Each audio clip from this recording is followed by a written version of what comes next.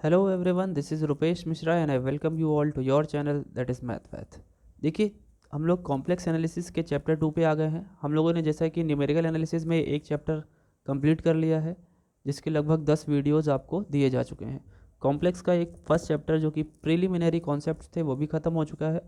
Second chapter यानी analytic function, जहाँ से ओरिजिनल आपका चैप्टर शुरू होता है, ये चैप्टर जहाँ से ओरिजिनल आपका सेमेस्टर शुरू होता है। इसके पहले की तो छोटी छोटी बातें वो हम लोगों ने क्लास 11th की ही सीखी हैं फ़िलहाल।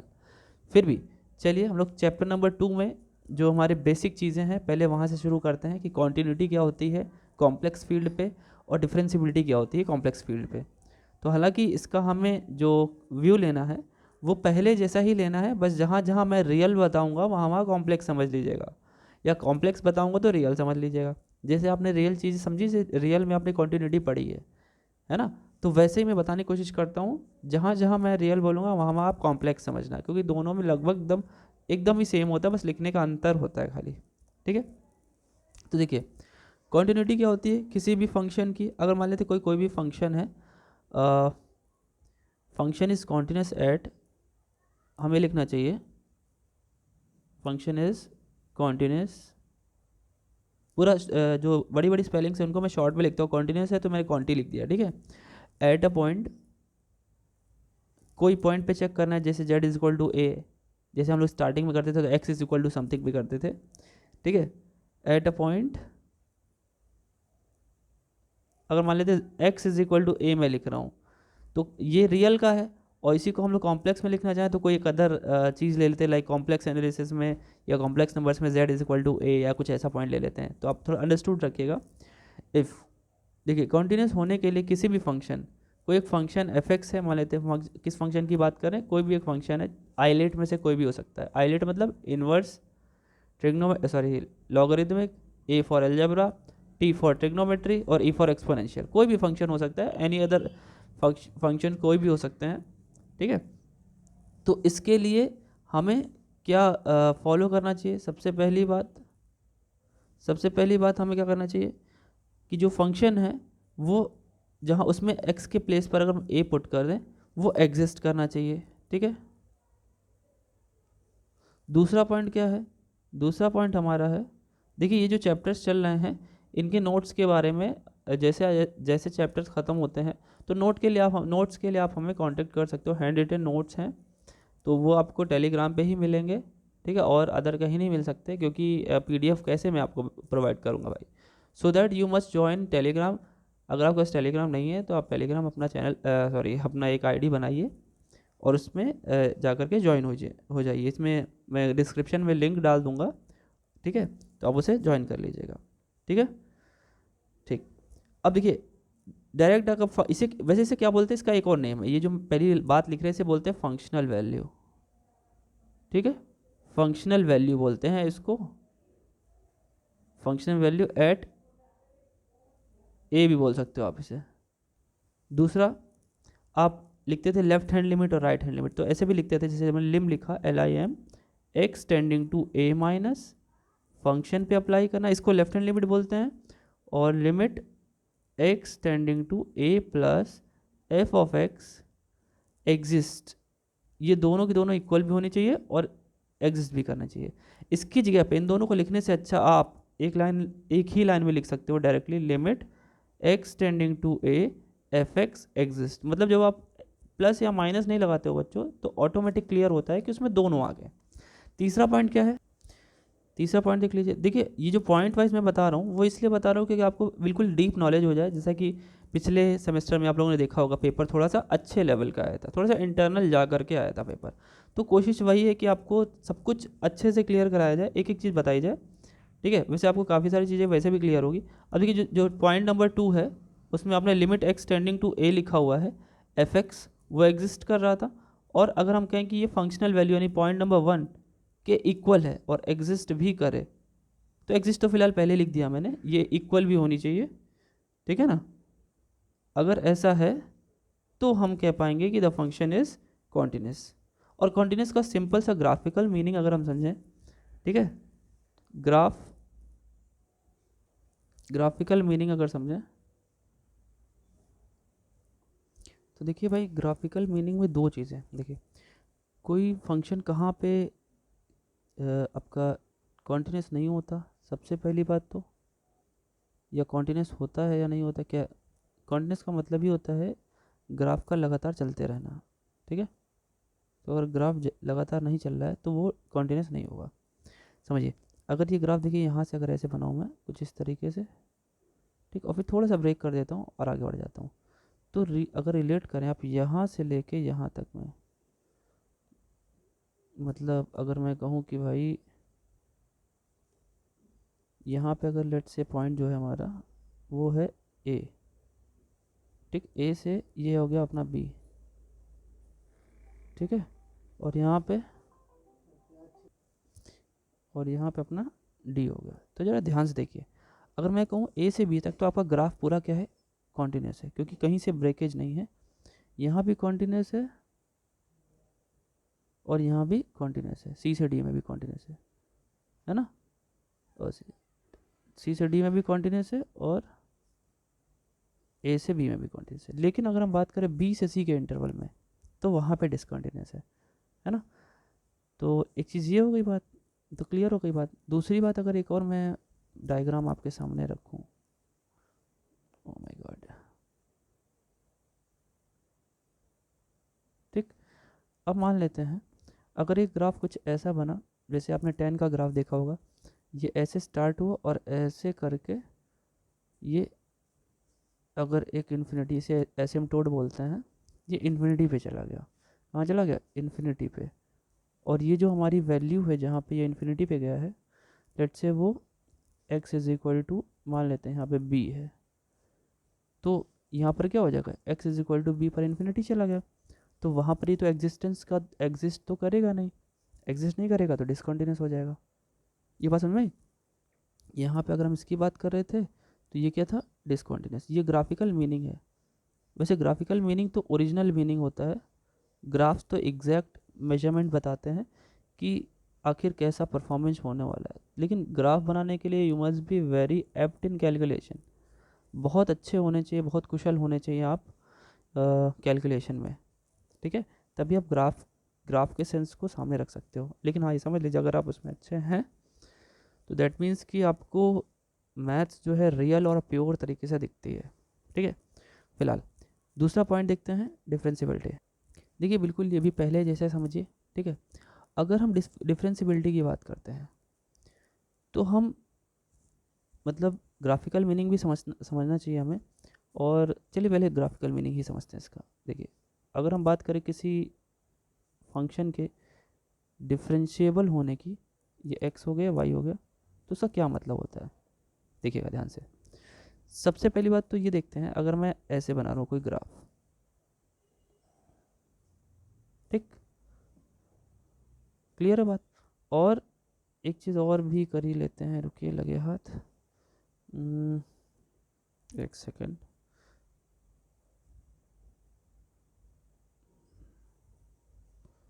मैं आगे बढ़ाता हूँ, ठीक है। चलिए देखिए मैंने ग्राफ दूसरा बना दिया। अब अगर मैं बात करूँ इस ग्राफ की, यहाँ पे ये लेट से इन्फिनिटी पे जा रहा है, ठीक है, ग्राफ जो है यहाँ पे इन्फिनिटी पे जा रहा है। तो इन्फिनिटी पे जब भी जाता है तो वहाँ पे उस पॉइंट पे लेट से ये जो मैंने लाइनिंग की है डॉटेड वाली, इसे हम लोग एसिम्पटोट की तरह इस्तेमाल करते हैं, अनंत स्पर्शी बोलते हैं, ठीक है, जो कि इनफाइनाइट पे जाके टच कर रहा है। तो जाहिर सी बात है, वरना वहाँ पे क्वांटिटी की बात कर सकते हैं और ना ही डिफरेंशियबिलिटी की बात कर सकते हैं। तो यहाँ पे तो कोई दिक्कत नहीं, यहाँ पे तो डिफरेंशिएबल नहीं है, नॉन डिफरेंशिएबल, सिंपल सी बात, ना कॉन्टिन्यूस है ना डिफरेंशिएबल, ठीक। बाकी यहाँ से यहाँ तक में आप देख पा रहे होंगे, मतलब इस पॉइंट को छोड़ करके, ये वाले पॉइंट को छोड़ करके आप जितने की बात करें यहाँ पे सब जगह डिफरेंशिएबल है, ठीक। लेकिन अगर आप यहाँ देखें तो ये क्या है, एक शार्प एज है ना, नोक की तरह। शार्प एज पे भी हमारा कभी भी फंक्शन डिफरेंशिएबल नहीं होता। तो सिर्फ ये दो कंडीशन है जहाँ पे डिफरेंशिएबल नहीं होता है, बाकी सब जगह डिफरेंशिएबल होता है, ठीक। तो शार्प एज पे नहीं होगा हमारा, नॉन डिफरेंशिएबल, ठीक है। ये सब कॉन्सेप्ट्स आपके नोट्स में बने होने चाहिए। अब ये तो हो गया ग्राफिकल मीनिंग। अब इसका जो ओरिजिनल मीनिंग है वो कैसे समझेंगे, देखिए मतलब जो हमें कैलकुलेशन में करना होता है, ठीक है। अगर हम फंक्शन की बात करें, कोई एक फंक्शन है, मान लेते हैं इंटरवल ए बी से लेकर के रियल में अगर मैच करता है, अब इंटरवल ही तो होगा ना एक तरह से। कैसे भैया, यहाँ से लेके अगर हम यहाँ तक मैच करें, यहाँ से लेके यहाँ तक मैच करें, तो एक इंटरवल ही तो बनेगा, रियल नंबर का एक सबसेट होगा। ऐसे में अगर कोई हमसे कहे कि at x is equal to c, ये तो मैं रियल वाली डेफिनेशन बता रहा हूँ, आप कॉम्प्लेक्स की भी सेम समझिए, और ये सी कहाँ होना चाहिए, उसी इंटरवल के अंदर होना चाहिए। देन इफ, समझिए, अगर left hand derivative L H D और आर एच डी इक्वल हों, और साथ ही साथ एग्जिस्ट भी करने चाहिए, ऐसे नहीं कि दोनों इन्फिनिटी आ गए तो आप कहो कि दोनों इक्वल हैं। और ये फॉर्मूला क्या होता है, फॉर्मूला बिल्कुल कॉन्टिन्यूटी की तरह ही होता है, थोड़ा सा डिफरेंस है। तो अगर मुझे एक्स टेंडिंग टू सी पे चेक करना है, तो हम क्या करेंगे, लेफ्ट हैंड डेरिवेटिव की जगह पे एच इंक्लूड करेंगे, h tending to 0, f c plus h, left है ना तो माइनस करना पड़ेगा, एक second, c minus h minus f of c whole upon minus h, ठीक है, और equals to right hand derivative, right में क्या होगा, यही चीज़ पॉजिटिव में हो जाएगा, x h tending to 0, f of c plus h minus f of c whole upon H. ये दोनों इक्वल भी होने चाहिए और एग्जिस्ट भी करने चाहिए, ठीक है।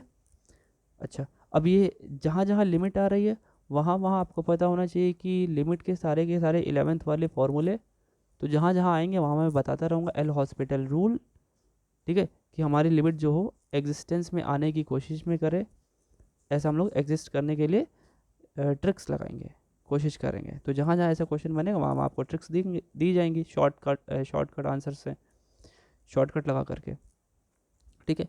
इसके बाद कुछ इंपॉर्टेंट चीज़ें देख लीजिए, देखिए, अगर function F x is continuous, continuous कोई चीज़ होगा, देन मे बी डिफरेंशिएबल और नॉट, मे बी,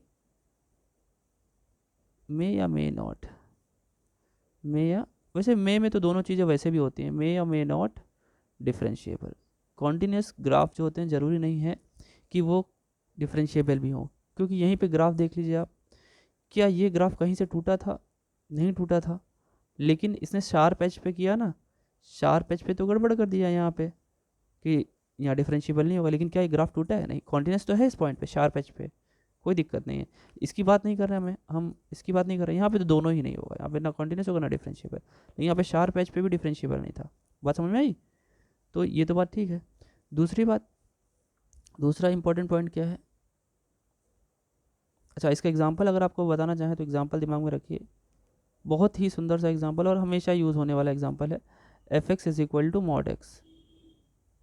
जितने भी मॉड वाले हैं वो अपने, जहाँ पे मॉड होता है, जिस तरह का मॉड होता है उसको अगर आप जीरो कर दें इक्वल में, जैसे मान लिया लिखा मैंने मॉड एक्स, सबसे अच्छा ग्राफ ये कुछ ऐसा बनता है ग्राफ, ऐसे आकर के ऐसे, और ये देखो शार्प एज बन रहा होता है, तो एक्स इज इक्वल टू 0 पे बन रहा होता है, तो यहाँ पे डिफरेंशिएबल नहीं होता है, कॉन्टिन्यूस तो है लेकिन डिफरेंशिएबल नहीं है, ठीक है। दूसरा पॉइंट है, दूसरा पॉइंट क्या है भाई, दूसरा पॉइंट है कि अगर F x is not continuous, is not continuous, अगर वो कॉन्टिन्यूस ही नहीं है, ग्राफ टूटा हुआ है एक जगह पे, जिस भी पॉइंट पे टूटा हुआ है, तो क्या कह सकते हैं, जब ग्राफ ही टूटा हुआ है तो इसका मतलब डिफरेंशिएबल तो पक्का नहीं होगा, देन श्योर है, श्योरली इट विल नॉट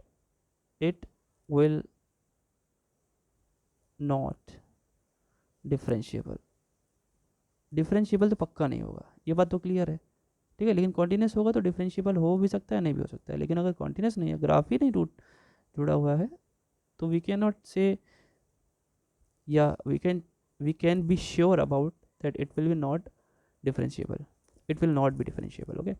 अब इसके बाद दूसरी बात करें, अगर एफ एक्स हमारा डिफरेंशिएबल नहीं है, इज नॉट डिफरेंशिएबल, डिफरेंशिएबल नहीं है, तो देन क्या कह सकते हैं, देन आप श्योर तो नहीं हो सकते, लेकिन आप ये कह सकते हैं then it may be continuous, may be continuous. May be में दोनों चीज़ आ जाती है, मे या मे नॉट लिखने की ज़रूरत नहीं है कि भाई मे बी का क्या मतलब हुआ कि हो भी सकता है और नहीं भी हो सकता है।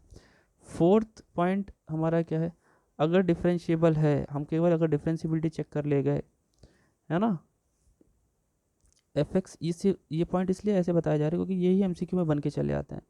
इज डिफरेंशिएबल, अगर डिफरेंशिएबल है एट सम पॉइंट, मैं जब डिफरेंशिएबल बोल रहा हूँ तो इसका मतलब किसी एक पॉइंट पे या पूरे के पूरे इंटरवल पे, दो ही पे बात कर सकते हैं हम लोग, ठीक है।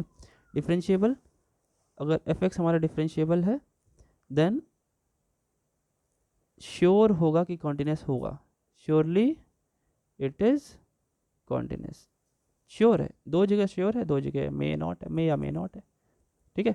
ठीक, इतनी बात क्लियर हो गई, ठीक है। देखिए अब जो हमारा मेन जो चैप्टर का फर्स्ट हेडिंग है वो आपके सामने, डिफरेंशिएबिलिटी और कॉन्टिन्यूटी बताना बहुत ज़रूरी था क्योंकि तभी हम लोग लीड कर पाते एनालिटिक फंक्शन की तरफ। तो उसकी रियल मीनिंग भी समझी, उसका ग्राफिकल रिप्रेजेंटेशन भी समझा कि कैसे हो सकता है, ठीक है। आइए समझते हैं एनालिटिक फंक्शन को।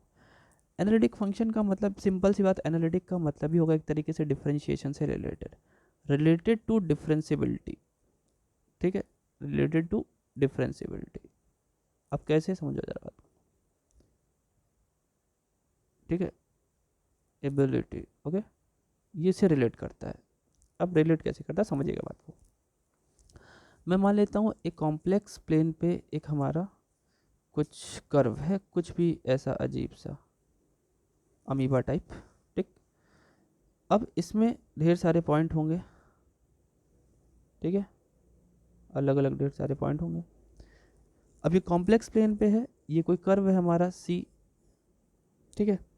हम मान लेते हैं एक पॉइंट है यहाँ पर z इज इक्वल टू ए, क्या है, z is equal to A.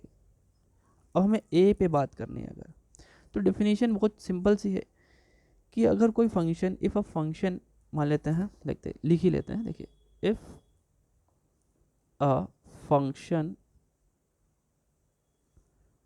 Function is what, F of Z, अब ये जेड पे रिलेट कर रहा है, ठीक है।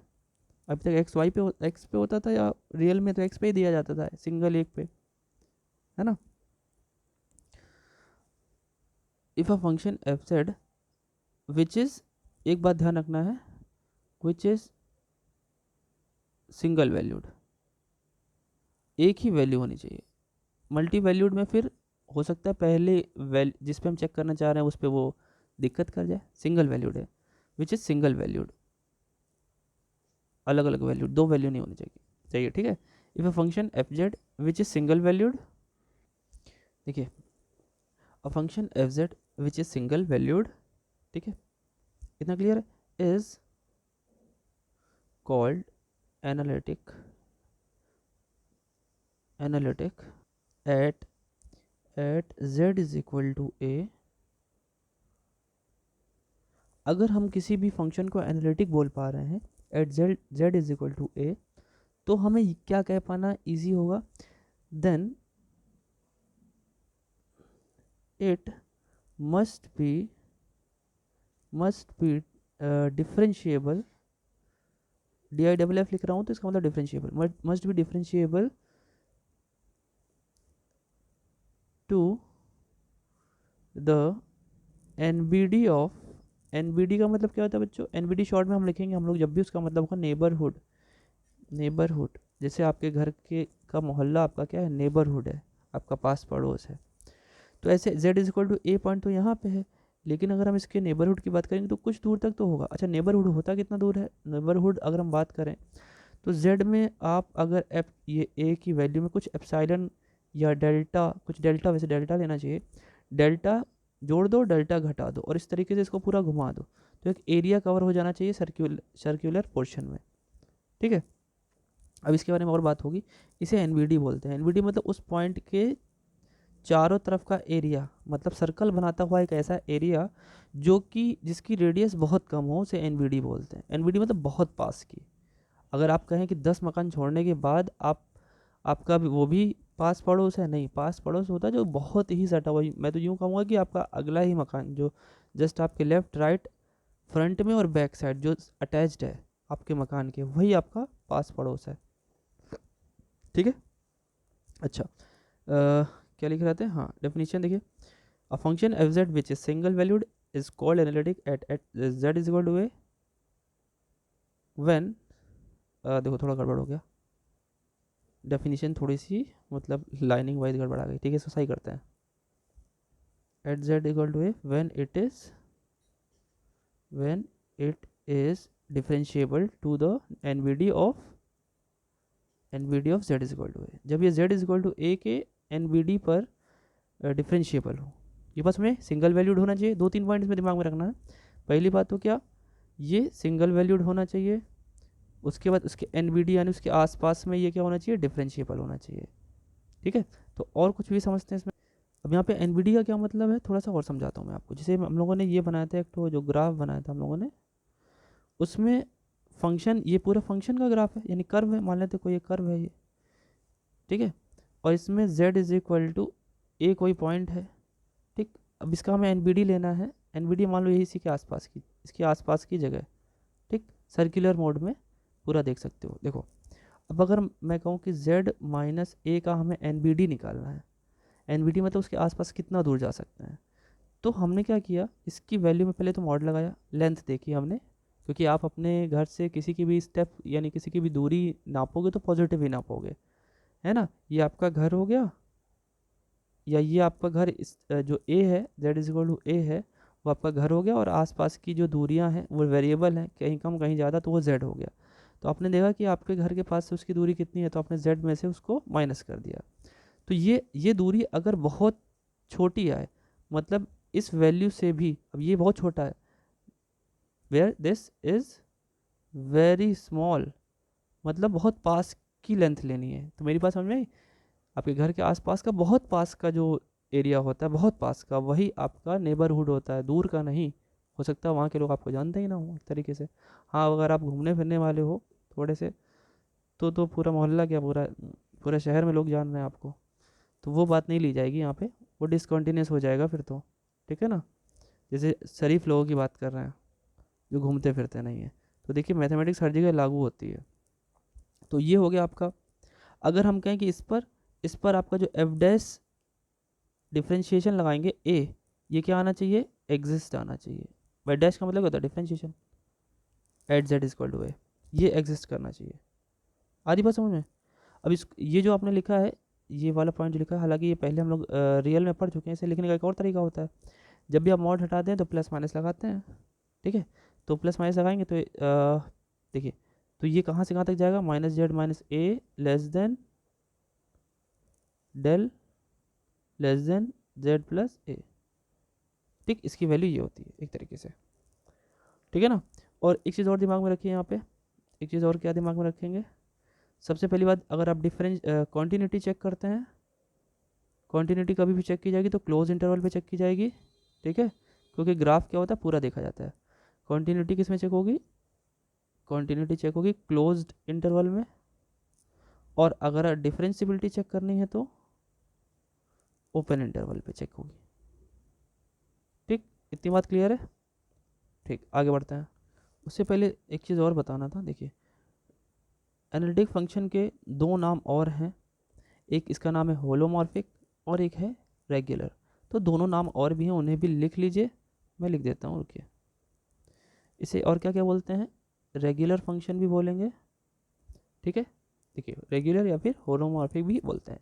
नाम सारे के सारे याद होने चाहिए, क्योंकि आपको पता है एमसीक्यू किसी भी तरीके से पूछा जा सकता है। ठीक है, चलिए आगे बढ़ते हैं। अब हम लोग को बात करनी है इसी के डोमेन में, मतलब अगर कोई डोमेन पूरा दे दिया जाए आपको, मतलब समझ रहे हो ना, एक तरीके से एक एरिया दे दी जाए। अभी तक तो पॉइंट पे चेक किया हम लोगों ने एनालिटिसिटी कि कैसा एनालिटिक फंक्शन कैसे वर्क करेगा, डिफरेंशियबिलिटी खाली उसमें, मतलब उस पॉइंट के आसपास के भी और सारे पॉइंट हैं जिनमें हमको चेक करना होता है।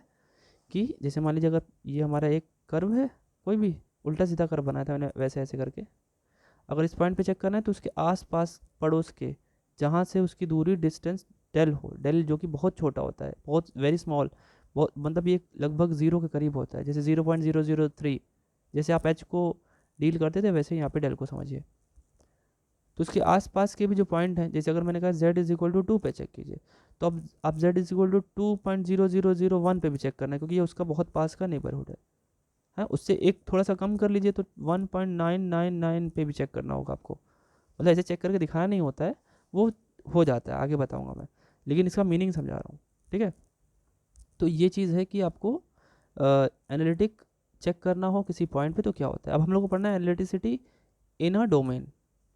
देखिए अब आपको एक डोमेन पूरा दे देते हैं, डोमेन मिलेगा आपको कुछ इस तरीके, जैसे मान लेते हैं एक ये डोमेन है, डोमेन मतलब सिंपल सा वर्ड में आप एरिया समझ लीजिए, ये पूरा पूरा क्या है, डोमेन है, ठीक। डी से लिख लेता हूँ उसको। अब डोमेन में तो भाई बहुत सारे पॉइंट्स होंगे, बल्कि अगर पॉइंट्स की बात करूँ मैं तो इन्फाइनाइट पॉइंट्स होंगे भाई इसके अंदर, है ना, क्योंकि एक इंटरवल ले लीजिए उसी में इन्फाइनाइट पॉइंट होती है। तो ये तो डोमेन है, मतलब एक्स एक्सिस भी है इसमें, वाई एक्सिस भी है, तब तो दो डायरेक्शन है इसके पास, तो और भी इन्फाइनाइट हो सकते हैं बिल्कुल ही।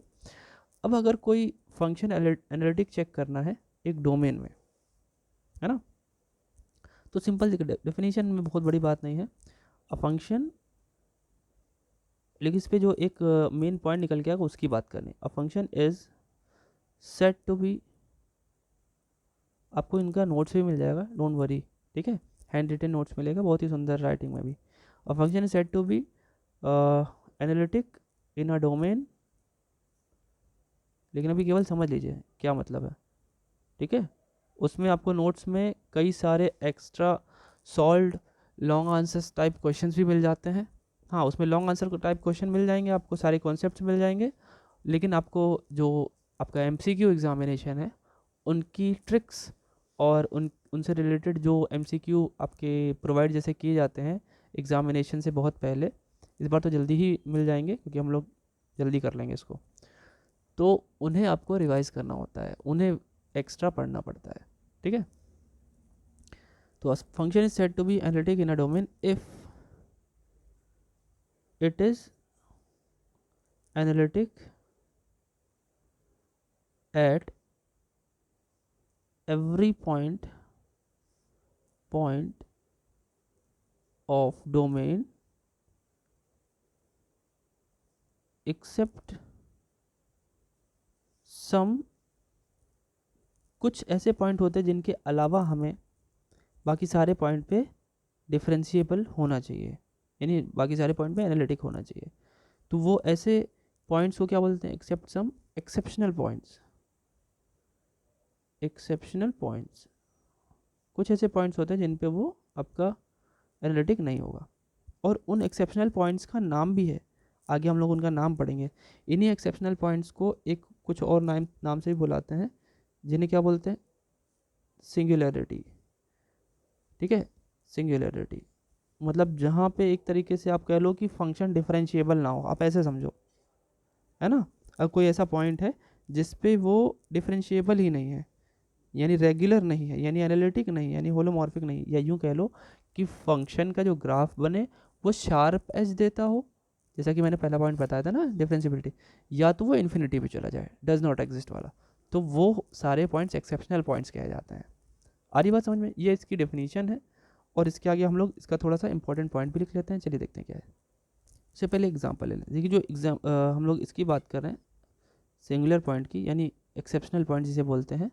तो अगर मैं कहूँ एक एग्जांपल ले लूँ, f z is equal to 1/z-3, तो आप जरा चेक करो, एट मैं कहूँ at z is equal to 3 की बात करो, तो अब जैसे रखोगे तो एट देखो, जैसे आप रखोगे ना लिमिट जेड की वैल्यू आप लोगे जैसे tending to 3, function will become what, function infinity की तरफ अप्रोच कर जाएगा, डज नॉट एग्जिस्ट हो जाएगा, क्यों भाई, है ना। और यही पॉइंट हमारा क्या हो जाएगा, जब ऐसा कुछ होता है तो हम कह सकते हैं z is equal to 3 is a singularity. आ रही बात समझ में, ठीक है। आगे चल के जो कॉम्प्लेक्स इंटीग्रेशन चैप्टर नंबर 5 है आपका, उसमें इसका यूज़ और इसको और डिफाइन किया गया और अच्छे से पढ़ा जाएगा वहाँ पे इसको, ठीक है। इस अब देखो, अगर बात की जाए z इज इक्वल टू 3, तो ये तो ठीक है, इस पर तो ये नहीं होगा। इसके अलावा अगर मैं बात करूँ except z is equal to 3, the function f z is, f z क्या होगा, इज एनालिटिक एवरीवेयर या analytic in the domain, analytic in या इन द डोमेन, ठीक है, इन द डोमेन, ठीक है, बात क्लियर है। देखिए तो यहाँ से पॉइंट सिंपल सा ये निकला कि when at z is equal to a, f dash a does not exist, अगर ऐसा कभी होता है एग्जिस्ट नहीं करे, then z is equal to a is called, definition लिख रहा हूँ, कॉल्ड अ सिंगुलरिटी या singular point, singular is called a singular point. इसका एक और एग्जांपल ले लो आप, ठीक है, एक और एग्जांपल ले ही लो आप। देखो इसे मैं स्टार को बना दूँ अच्छे से, एग्जांपल क्या है, अच्छा ये बताइए अगर ये क्या एक ही हो सकता है एग्जांपल, मतलब एक ही पॉइंट हो सकता है, नहीं ऐसा ज़रूरी नहीं है। देखिए अगर मैं ऐसे एग्जांपल ले लूँ z-2 और z-3, तो हम कह सकते हैं here z is equal to 2 and 3 are singular points, है ना, ये दो पॉइंट हो जाएंगे। ऐसे जितने में दिक्कत, जितने में डज नॉट एग्जिस्ट वाला जहाँ जहाँ काम होगा वहाँ आपका ये हो जाएगा सिंगुलर पॉइंट, ठीक है। और एक और एग्जांपल लगे हाथ में बता देता हूँ, एक और देख लो कि अगर मैं कहूँ f z is equal to ten z, ten लेता हूँ, ठीक है, तो यहाँ पे टेन कहाँ पे डज नॉट एग्जिस्ट होगा, सिंपल सी बात है, आपको पता है कि अगर मैं डोमेन की बात करूँ तो ये जहाँ जहाँ 90 देगा, जहाँ जहाँ, अगर हम फर्स्ट क्वाड्रेंट की बात करें तो z की वैल्यू अगर हम π/2 रखते हैं यार, at z is equal to π/2, अगर जनरल वैल्यू रखे हैं तो एन पाई प्लस π/2 कर दो, लेकिन मैं एक सिंगल एक की बात कर रहा हूँ। जनरल वैल्यू ऑफ थीटा भी आपने क्लास 11th में ट्रिग्नोमेट्री में पढ़ी होगी, ये class 11th is much more important than class 12th, है ना, उसमें इतने सारे अभी तक अगर आप देखो तो 60 से 70%, 80% लगभग हम लोगों ने 11th ही इस्तेमाल किया है अभी पूरे सेमेस्टर्स में, 12th बहुत कम इस्तेमाल किया है। इसीलिए मैं कहता रहता हूँ कि 11th ज़्यादा इंपॉर्टेंट है, 9th ज़्यादा इंपॉर्टेंट है in comparison to that class 10th and class 12th। तो आपके आपके छोटे भाई या दोस्तों को जिनको भी आप सलाह दो तो ये ज़रूर बोलो कि 9th और 11th ज़रूर पढ़ें, otherwise they will get some drastic type of changement in their education and their learning, और ऐसा ड्रास्टिक चेंजमेंट होगा कि उनको समझ में ही नहीं आएगा कि वो पढ़ क्या रहे हैं, बस वो पढ़ के ख़त्म कर लेंगे और बीएससी हो जाएगी खाली, ठीक है, बस पास हो जाएंगे। Here at x z is equal to π/2, या आपको फंक्शन इज, या ऐसे नहीं लिखना चाहिए हमको, here z is equal to π/2 is a singular point, ठीक है, ये भी क्या हो गया हमारा सिंगुलर पॉइंट हो गया। क्लियर है बात, कोई दिक्कत नहीं है। चलिए अब बहुत ही मोस्ट अवेटेड टॉपिक जो है हमारा, उसकी बात करने जा रहे हैं, which is Cauchy Riemann equation, जो कि बहुत इंपॉर्टेंट है। एमसीक्यू कम से कम 2-3 क्वेश्चन रख लो, एक डायरेक्ट इसका जो जिसका डायरेक्ट रिलेशन है वो आता है, मैं हेडिंग डालू फिर बताता हूँ, ठीक है। ये इतना अवेटेड टॉपिक है, most awaited most important topic है इस चैप्टर का, कि क्या ही बताएं। चलिए फिलहाल बताना क्या है समझा ही देते हैं। देखिए अब मैं कह रहा हूँ एक फंक्शन ले रहा हूँ, ठीक है, जो हमने बहुत स्टार्टिंग में ही इसके बारे में पढ़ने की कोशिश की थी। एक मैंने फंक्शन लिया है F of Z, Z type का, ठीक है, इसी को मैं डब्लू भी बोल दूँ, चलेगा ना, याद है स्टार्टिंग मैंने डब्लू बोला था इसे, तो ये मैं इसे कन्वर्ट कर रहा हूँ यू प्लस आई वी में। यू क्या होना चाहिए, यू भी एक्स वाई का फंक्शन होना चाहिए, प्लस आई वी, वी भी आपका एक्स वाई का फंक्शन होना चाहिए। Z is equal to x plus i y तो होता है, तो जानते ही हो, ठीक है। अगर मैं कहूँ if function this is an analytic function, या एनालिटिक भी फंक्शन बोलते लोग, analytic function in a domain, function in a domain, अगर कोई फंक्शन मैंने ऐसा लिया कि जो अपने डोमेन में एनालिटिक है, ठीक है, तो हमारी ये जो दो इक्वेशन है वो सेटिस्फाई करनी चाहिए, है ना, कौन सी, then two equations must satisfy कौन कौन सी इक्वेशन है वो दोनों, देखिए पहली वाली और दूसरी वाली, ध्यान से इसको याद भी कर लीजिएगा। देखिए कैसे याद करना है वही बताता हूँ। सबसे पहला जो u है वो फर्स्ट प्लेस पे है, उसका differentiation with respect to x, और v है उसका रिस्पेक्ट में, देखिए u पहला है v दूसरा है, तो थोड़ा सा ऐसे समझिए कि u का x के रिस्पेक्ट में और v का y के रिस्पेक्ट में, तो ये तो ठीक है, अपने रिस्पेक्टिव काम कर रहे हैं, तो ये दोनों इक्वल होने चाहिए पहली बात। और अगर ये अपने इररेस्पेक्टिव काम करते हैं, यानी u v के साथ डिफ्रेंशिएट हो और v x के साथ, तो एक माइनस साइन आ जाए, अगर ये दोनों सेटिस्फाई कर रहे हैं, ठीक है। आपको पता है ये इसे डेवर कहते हैं, ये पार्शियल हमारे पार्शियल डेरिवेटिव्स हैं। पहले तो ये दो बात तो ठीक है, ये दोनों इक्वल होने चाहिए। साथ ही साथ आप इसमें एक पॉइंट और दिमाग में रखेंगे कि बोथ जो पार्शियल डेरिवेटिव्स हैं जितने भी, वो सबके सब कॉन्टिन्यूस होने चाहिए, ठीक है। तो ये सारे पार्शियल डेरिवेटिव्स कैसे होने चाहिए भाई, डेरिवेटिव्स हैं ये, डेरिवेटिव्स खुद में, मतलब अगर मान लेते इसकी कोई वैल्यू आती है, मान लो इसकी वैल्यू आ जाती है x square plus y square, मैं डिफ्रेंशिएट करने के बाद, तो जो भी वैल्यू आती वो फिर से कॉन्टिन्यूस भी होनी चाहिए। मतलब यहाँ पे जो पार्शियल डेरिवेटिव्स हैं PD, मैं शॉर्ट में लिखूँ चलेगा, चलो लिख देता हूँ, पार्शियल डेरिवेटिव्स, तो partial derivative must be continuous, ये चीज़ याद रखिए, छोटे छोटे तीनों पॉइंट हैं, सारे लिख दे रहा हूँ मैं, मस्ट बी कॉन्टिन्यूस, ठीक है, कॉन्टिन्यूस होना चाहिए। तो इसीलिए इस चैप्टर की स्टार्टिंग में मैंने कॉन्टिन्यूटी और डिफरेंशिबिलिटी आपको समझाई कि एग्जैक्टली होता क्या है, क्या समझना है, ये बात समझ में आ गई, क्लियर है ना बात। अब इस कॉची रीमैन इक्वेशन से रिलेटेड एक क्वेश्चन देख लेते हैं, उसके बाद हम लोग आगे हार्मोनिक फंक्शन पढ़ते हैं।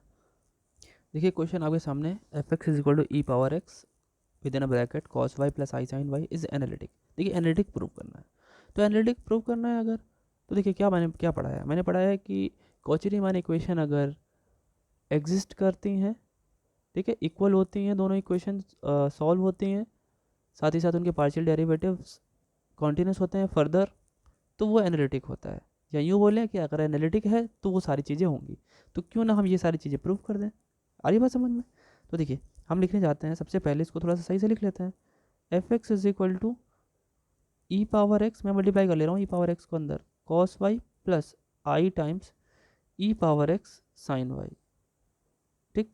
अगर मैं इसे थोड़ा सा कंपेयर करूँ और यहाँ से लेट कर लूँ, ये सब डब्ल्यू के इक्वल है, आप सही से देखें तो ये यू है और ये वी है, तो मैं लिख लेता हूँ लेट करके, let u is equal to e power x cos y and v is equal to e power x and sine y, ठीक है। चलिए डिफ्रेंशिएट करते हैं, मुझे लिखना चाहिए यूजिंग कॉची रीमैन इक्वेशन, ठीक है, तो ज़्यादा सही रहेगा, यूजिंग या यूजिंग अभी बाद में लिखेंगे, पहले तो पार्शियल डेरिवेटिव्स निकाल लिया जाए, ठीक है। चलिए डेवर यू, मैंने बताया था यू पहले पड़ता है तो उसका एक्स के रिस्पेक्ट में, आप एक्स के रिस्पेक्ट में करोगे, बात आपको पता होना चाहिए this is what partial derivative. तो पार्शियल डेरिवेटिव जिसके रिस्पेक्ट में किया जाता है बच्चों, उसके अलावा बाकी सारे वेरिएबल्स को कांस्टेंट समझा जाता है। तो अगर आप एक्स के रिस्पेक्ट में कर रहे हो तो दैट मीन्स कि कॉस वाई कांस्टेंट होगा, तो कॉस वाई अगर कांस्टेंट है तो उसे आप छोड़ सकते हैं, ई पावर एक्स का डिफरेंशिएशन क्या लिखेंगे आप, ई पावर एक्स तो ई पावर एक्स रहेगा और ई पावर एक्स कॉस वाई, ठीक है। ये आपने फाइंड आउट कर लिया, उसके बाद और निकालिए डेवर वी अपॉन डेवर वाई, ठीक है, विद रिस्पेक्ट टू वाई करना है, तो यहाँ पे साइन वाई को करना है ई पावर एक्स को कांस्टेंट, तो साइन वाई का क्या डिफरेंशिएशन हो जाएगा, कॉस वाई, ठीक है। और दो निकालने होंगे आपको, वो भी निकाल लीजिए, जैसे डेवर यू बाई डेवर वाई, इसको वाई के रिस्पेक्ट में, वाई के रिस्पेक्ट में तो कॉस वाई का डिफरेंशिएशन हो जाएगा माइनस साइन वाई, तो यानी ये आने वाला है माइनस ई पावर एक्स साइन वाई। एक और निकाल लीजिए डेवर वी बाय डेवर एक्स, अच्छा ये क्या है, एक्स के रिस्पेक्ट में करना है, तो साइन वाई कांस्टेंट होगा, तो ई पावर एक्स का तो ई पावर एक्स है और साइन वाई का साइन वाई अपना। अब हम लिखेंगे, क्या लिखेंगे, आप देख पा रहे होंगे ये जो सीधे सीधे वाले हैं, मतलब जो अपने रिस्पेक्ट में है, डेवर यू बाई डेवर एक्स और डेवर वी बाई डेवर वाई इक्वल है, और जो जो अपोजिट है एक दूसरे के, उसमें एक माइनस साइन एक्स्ट्रा आ रहा है, दिख रहा होगा आपको ये माइनस साइन। तो इसने ऑटोमेटिक देखिए पहली और दूसरी कंडीशन को तो फॉलो कर दिया। हम लिखेंगे क्या, here here del u by del x equal to del v by del y and del u by del y is equal to minus of del u by del x, है ना। ये दोनों चीज़ तो क्लियर है। Also also एक चीज़ और लिखना है, ऑल्सो देखिए अगर लॉन्ग में आएगा तो हम लोग को ये चीज़ करना चाहिए। Also these partial derivatives are continuous, मतलब ये जितने भी आ रहे हैं वो कॉन्टिन्यूस आने चाहिए। तो कॉन्टिन्यूटी के लिए इन्होंने कोई स्पेशल एक वैल्यू तो दी नहीं है, मतलब z is equal to something a to b c जो भी है x y की कोई वैल्यू तो दी नहीं है। तो पूरे मतलब पूरे डोमेन यानी पूरी मान लेते हैं पूरे कॉम्प्लेक्स नंबर पे चेक करना पड़ेगा, तो चेक करने की ज़रूरत ही नहीं है ना। क्योंकि e पावर x की बात अगर आप करें तो e पावर x हमारा जो ग्राफ होता है इसका वो कुछ इस तरीके से जाता है, और साइन चाहे वो साइन एक्स है चाहे वो कॉज एक्स है, ये दोनों के दोनों आपको पता है -1 से +1 के बीच में होते हैं और हमेशा पूरे through out the domain continuous होते हैं। तो इस तरीके से तो ये पूरी तरीके से कॉन्टिन्यूस हो गया, तो इसको लिखने के लिए हम लोग को ये लिखना चाहिए। चलिए मैं बताता हूँ इसको भी कैसे लिखना है, आपको प्रूफ नहीं भी करेंगे तो भी चलेगा, है ना। ओके क्यों कॉन्टिन्यूस है, देखिए ये भी लिख लेते हैं। Continuous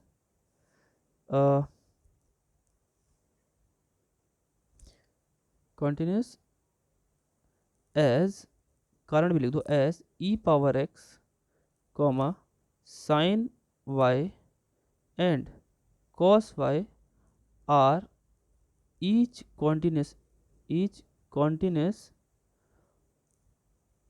on their respective domains, वो अपने खुद के डोमेन में कंटिन्यूस होते हैं। तो उनका प्रोडक्ट करोगे नया फंक्शन बनेगा, तो वो भी क्या बनेगा, एक कॉन्टिन्यूस फंक्शन। आपको पता है कि अलजेब्रा ऑफ कॉन्टिन्यूटी क्या होता है, अलजेब्रा ऑफ कॉन्टिन्यूस फंक्शन, दो अगर फंक्शन अलग अलग कॉन्टिन्यूस है तो उनका एडिशन सब्ट्रैक्शन उनका मल्टीप्लिकेशन और उनका division when denominator is non zero, मतलब डिवीजन के केस में डिनोमिनेटर जीरो नहीं होना चाहिए। तो ये सारे के सारे जोड़ना घटाना गुणा और भाग ये सब के सब कॉन्टिन्यूस होते हैं अगर दोनों फंक्शन कॉन्टिन्यूस है। तो ये पूरी की पूरी तरीके से ये तो क्लियर हो गया। Hence hence C R equation is satisfied, है ना, सेटिस्फाइड हो गया। तो हम क्या कह सकते हैं, more over F z is analytic analytic function हो गया। ठीक है, क्लियर है बात, ठीक। चलिए हार्मोनिक फंक्शन क्या होता है उसे पढ़ते हैं। देखिए हार्मोनिक फंक्शन क्या होता है, देखिए हार्मोनिक फंक्शन सिंपल सी बात है, अगर हम किसी फंक्शन में मान लेते हैं, अगर एक पार्ट जो कॉम्प्लेक्स का एक पार्ट होता है यू वाला, है ना, यू और वी दो पार्ट होते हैं, रियल और इमेजिनरी पार्ट। अगर हम उसका first derivative with respect to x, मतलब partial derivative, second derivative with respect to x, ऐसे एक्स के रिस्पेक्ट में और वाई के रिस्पेक्ट में दोनों निकालना है। मतलब कहने का ये है अ फंक्शन, कोई एक फंक्शन है लाइक कैसा, यू एक्स वाई, यू ऐसा जो एक्स वाई पर डिपेंड करता हूँ, ठीक है, is said to be harmonic when its first and second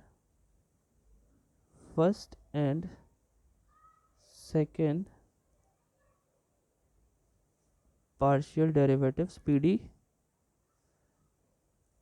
पहले और दूसरे पार्शियल डेरिवेटिव्स क्या होने चाहिए, आर कॉन्टिन्यूस, पहली बात तो कॉन्टिन्यूस होना चाहिए, ये याद रखिएगा क्योंकि ये एमसीक्यू में ऐसे पूछेगा। एंड सेटिस्फाई क्या सेटिस्फाई करना चाहिए, ये इक्वेशन सेटिस्फाई करना है। 2 time differentiation of u partial differentiation with respect to x plus 2 time differentiation of u with respect to y is equal to 0। अगर इसे वो अप्लाई करने पे ये सही आए तो हमारा हार्मोनिक फंक्शन होता है। चलिए इससे रिलेटेड क्वेश्चन देख लेते हैं। इसमें मेन चीज़ क्या है, कॉन्टिन्यूस होना चाहिए दोनों के दोनों, मतलब एक बार डिफरेंशिएशन करो दूसरी बार, मतलब ये भी कॉन्टिन्यूस होना चाहिए, है ना, ये भी कॉन्टिन्यूस होना चाहिए, इसका सिंगल वाला भी डेवर यू डेवर वाई, और दूसरा वाला भी क्या होना चाहिए, दोनों कॉन्टिन्यूस होना चाहिए, ठीक है, डेवर two u del y to, ये सब क्या होना चाहिए, कॉन्टिन्यूस होना चाहिए, ठीक।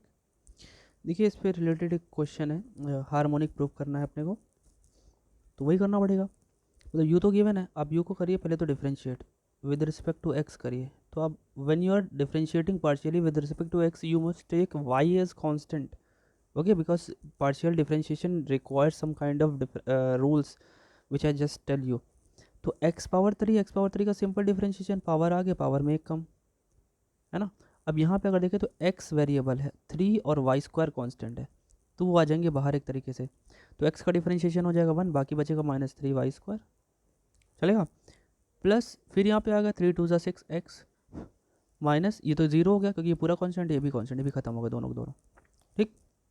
फिर इसमें कर लीजिए आप विद रिस्पेक्ट टू एक बार और एक्स कर लीजिए, del two y u upon del x two दोबारा, तो ये क्या हो जाएगा, ये हो जाएगा आपका 6x हो जाएगा, ठीक है, ये तो 0 हो जाएगा क्योंकि कांस्टेंट है पूरी तरीके से, और ये क्या 6x, तो इसमें 6 बच जाएगा आपका, ठीक। उसके बाद आ जाओ दोबारा y के रिस्पेक्ट में, डेवर यू बाई डेवर वाई। अब when you are differentiating with respect to y partially treating x as constant, तो x कांस्टेंट ये खत्म, इसमें तो 3x माइनस 3x कांस्टेंट है, वाई स्क्वायर का डिफरेंशिएशन करेंगे आप, तो वाई स्क्वायर का डिफरेंशिएशन करेंगे तो 2 आ जाएगा बाहर, तो हो जाएगा ये 6xy, यहाँ पे ये तो पूरा x है तो ख़त्म हो जाएगा, ये पूरा y है 3 के साथ, तो 2 आ गया है तो 6y हो गया, 1 कांस्टेंट था ख़त्म हो गया। आगे बढ़िए, डबल डिफरेंशिएशन करिए, del two u by del x two is equal to, करिए y के रिस्पेक्ट तो -6x हो गया, यहाँ -6 आ गया, आ रही बात समझ में। अच्छा ठीक, एक चीज़ और लिख लीजिए, देखिए आप सब देख पा रहे होंगे यहाँ पे, ये पूरे ये जो भी जो हमारे सेकंड डेरिवेटिव्स हैं बच्चों, फर्स्ट भी देख लो सेकंड भी, फर्स्ट भी और सेकंड भी सब पॉलिनोमियल्स हैं, है ना, पॉलिनोमियल फंक्शंस हैं, एंड पॉलिनोमियल फंक्शंस जो होते हैं वो हमेशा हमारे कॉन्टिन्यूस होते हैं। पहली बात तो न्यूमरेटर में लिखा है, डिनोमिनेटर में है भी नहीं कि डिनोमिनेटर 0 होगा तो हमारी कोई दिक्कत फंसेगी, तो दिक्कत तो है नहीं, since these are polynomial functions so these will be continuous always, तो लिख देना चाहिए हमको ये word, since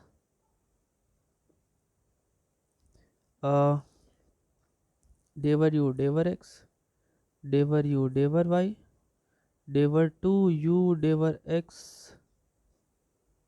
to del two u del y two are polynomial function में पॉली लिख रहा हूँ, ठीक है, शॉर्ट में थोड़ा लिखता हूँ, थोड़ा आप लोग समझिएगा, नोट्स जो मिलेंगे उसमें पूरा प्रॉपर लिखा होगा, polynomial functions, so these must be continuous in their domain, तो ये हमेशा continuous होते हैं, ठीक है। जो जो चीज़ हम लोग को पता है वो हम लोग पुराने डेटा को डायरेक्टली कॉपी कर सकते हैं, ठीक। अब एक चीज़ और चेक कर लेते हैं, क्या हार्मोनिक फंक्शन के लिए जो हमारी वो जो एक इक्वेशन है, नाउ हम लोग क्या करने जा रहे हैं, del two u by del x two plus del two u by डेवर y two, इसको चेक करते हैं। तो del two u x two की वैल्यू आई थिंक प्लस में 6x माइनस +6 आई थी, एक बार चेक कर ले रहा हूँ, del two u by del x two, हाँ 6x + 6 और ये -6x + 6 माइनस, और इसकी वैल्यू आई थी प्लस में -6x - 6, तो सिंपल सी बात है सब कैंसिल हो जाने वाला, 0 आ जाएगा। सो अब क्या लिखना चाहिए, हो गया। सो जो हमारा सॉरी जो u आया वो कैसा है function, so u is harmonic, ठीक है। कॉन्टिन्यूटी वाली जो सीन है, कॉन्टिन्यूटी वाला जो पॉइंट है उसे ज़रूर ध्यान रखिएगा क्योंकि वहीं पे फंसाएगा, बाकी ये तो बड़ा फेमस है ना, बहुत फेमस है, तो फेमस चीज़ें तो पूछी बहुत कम ही जाती हैं, या पूछी जाती हैं तो उसके अलावा जो एक्स्ट्रा वाली चीज़ें वो ज़रूर पूछी जाती है। इतना क्लियर है बात। एक बात और, इसको आप एक चीज़ और लिख सकते थे, जैसे ये जो मैंने इसके बारे में बताया, हाँ एक सेकेंड, इसको हम लोग ये भी लिख सकते थे, ये जो आपका डेवर टू है ना, यू करके आप इसको जैसे मान लीजिए ऐसे डेवर टू,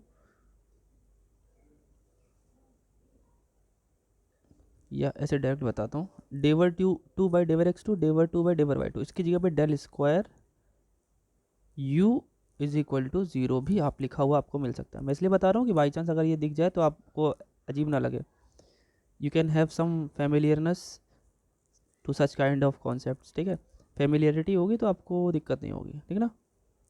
अब देखिए आगे क्या पढ़ना है हम लोग को इसी की नेसेसरी और सफिशिएंट कंडीशन पढ़नी है नेक्स्ट वीडियो में। नेक्स्ट वीडियो आपको कल सुबह ही मिल जाएगी, सफिशिएंट कंडीशंस पढ़नी है, ठीक है। उसके बाद जो कि बहुत इंपॉर्टेंट टॉपिक है हमारा, मिलनेस मेथड, ठीक है। उसमें एक हमें अगर किसी एनालिटिक फंक्शन का यू पार्ट पता है तो वी कैसे निकाले, और वी पार्ट पता है तो, और वी पार्ट पता है तो यू पार्ट कैसे निकाले, वो शॉर्टकट ट्रिक है एक तरीके की, वो पेपर में तो ज़रूर आएगा, अभी से लिख के ले लो, ठीक है। श्योर है एग्ज़ाम में तो आएगा ही आएगा, तो वो हम लोग को नेक्स्ट वीडियो में कवर करना है।